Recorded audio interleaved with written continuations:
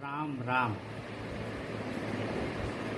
जीवन में एक चीज जो बहुत सहजता से उपलब्ध है वह है ईश्वर।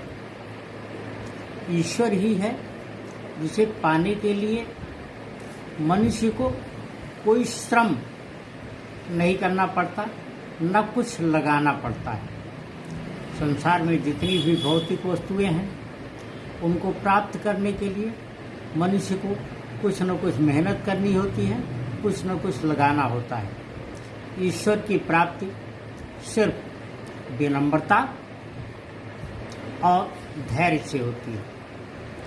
धैर्य संयम के साथ होता है और यही साधना का आधार बनता है। ईश्वर को बहुत सहजता से पाया जा सकता है, किंतु ईश्वर को पाने के लिए मनुष्य स्वयं कोई यत्न करने से सदैव बचता है। अलबत्ता वह अवश्य चाहता है कि ईश्वर हर पथ पर, हर पग पर उसकी मदद करे और उसके साथ रहे, किंतु वह न तो स्वयं ईश्वर के साथ जुड़ा रहना चाहता है और न ही चाहता है कि ईश्वर उसके साथ जुड़े। यही कारण है कि जब वह जीवन में कोई कर्म कर रहा होता है तो इस बात को भूल जाता है कि ईश्वर उस पर निगरानी कर रहा है, नज़र रखे हुए है। और अगर मनुष्य को इस बात का भान, साथ ही सम्मान हमेशा बना रहे तो वह यह देखेगा कि उससे कोई भी ऐसा कार्य नहीं होगा जो दूसरों के लिए अप्रिय हो, दूसरों के लिए कष्टकारी हो या किसी प्रकार के अपराध बोध की स्थिति उसके मन में कभी पैदा हो सके। इस बात को जानने की परम आवश्यकता है।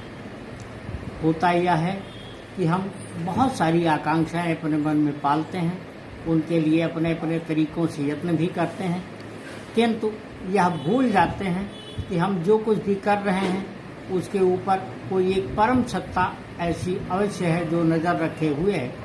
इसका परिणाम ये होता है कि हमसे बहुत बार बहुत सारी न केवल गलतियां हो जाती हैं, बल्कि हम जानबूझ करके भी कई प्रकार की भूल करते चले जाते हैं और इससे जीवन में एक दिन असमंजस, असुरक्षा और दुविधा की स्थिति पैदा हो जाती है।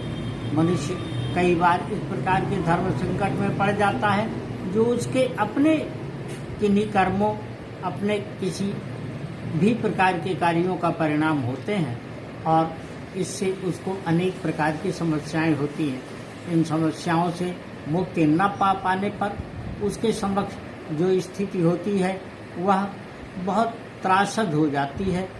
उससे विषाद और विकार उसके मन में भरते चले जाते हैं और अंत में वह अपने को अकेले पाता है। संसार में जो भी लोग ईश्वर को जान पाए हैं, ईश्वर को समझ पाए हैं, उन्होंने हमेशा संयम पूर्वक, धैर्य पूर्वक, विनम्रता और सुशीलता से ही ईश्वर को प्राप्त किया है। ईश्वर सिर्फ प्रेम से प्राप्त होता है। ईश्वर वस्तुतः केवल प्रेम चाहता है। वह प्रेम हमारी भक्ति, हमारी आस्था, हमारे विश्वास के रूप में कुछ भी हो सकता है।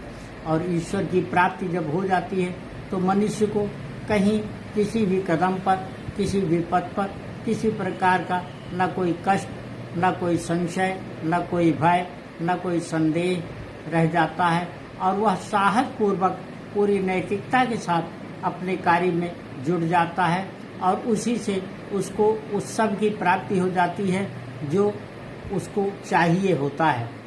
ईश्वर हमेशा इस बात का ध्यान रखता है कि हम सब जो उसकी संतान हैं, हमारी आवश्यकता क्या है और हमें उसी के अनुरूप वह सारे साधन, सारी सुविधाएं और सारे अवसर प्रदान करता है। लेकिन बारंबार ऐसे अवसर हमारे समक्ष नहीं आते क्योंकि हम उन्हें उपेक्षित करते जाते हैं और जब हम में उपेक्षा का भाव बहुत अधिक बढ़ जाता है तो उससे हम में स्वयं में असफलता का भाव इस प्रकार से पैदा होने लगता है कि हम निराश और हताश हो जाते हैं उस हताशा और निराशा से बचने के लिए सदियों सकारात्मक सोच रखे जाने की आवश्यकता है। यदि हम हमेशा सकारात्मक चिंतन करेंगे, त्रुटियों को, खामियों को, कमियों को खोजने के बजाय, उसमें अपनी ऊर्जा व्यय करने के बजाय हर चीज़ में सकारात्मक गुणों को प्राप्त करने की कोशिश करेंगे, तो निश्चित तौर पर एक ऐसी स्थिति हमें हासिल होगी जो हमारे लिए सर्वथा सुकूनदायक होगी। कहा गया है कि साधु ऐसा चाहिए जैसा सूप सुभाए, सार सार को गहराए, थूथा दे उड़ाए। वस्तुतः जो संत हैं, जो साधु वृत्ति के लोग हैं, उनको किसी प्रकार के दूसरे कार्यों की आवश्यकता नहीं होती, बल्कि उनका अपना जो संतत्व है वही उनके लिए सकारात्मक अवसर सदैव उपलब्ध कराता है, और उसी के फलस्वरूप वह अपने जीवन के उस वस्तु कहें या उस स्थान कहें या उस लक्ष्य को प्राप्त कर लेते हैं जो उनकी वास्तव में आवश्यकता होती है और जिनके लिए वो बनाए गए होते हैं।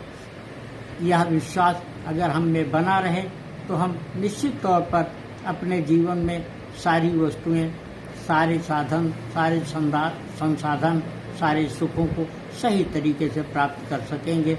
ऐसी ही शुभकामनाओं के साथ राम राम।